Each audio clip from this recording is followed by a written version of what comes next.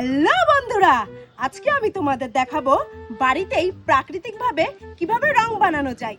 তো প্রথমেই তোমাদের লাগবে একটুখানি হারপিক,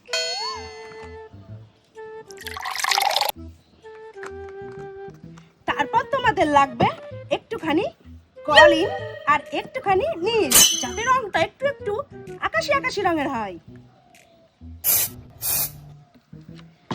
বেশি না কিন্তু বন্ধুরা, 2 ফোঁটা নীল।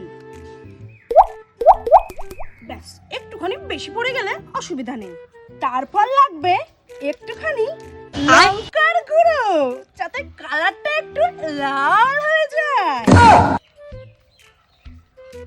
ওয়াও! এরপর যাবে একটুখানি সানলাইট, যাতে জীবনটা আরো রঙিন হয়ে যায়। এরপর যাবে মেন জিনিসগুলো, ইঁদুর মারা বিষ। এইটাই তো আসল জিনিস গো, এটা পুরোটাই দিয়ে দিই।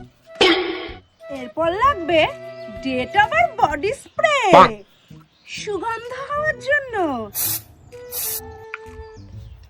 এরপর আমাদের সর্বশেষ উপাদান হচ্ছে আবির, যেটা ছাড়া রং খেলা অসম্পূর্ণ। যত মন চাই দিয়ে দেবেন।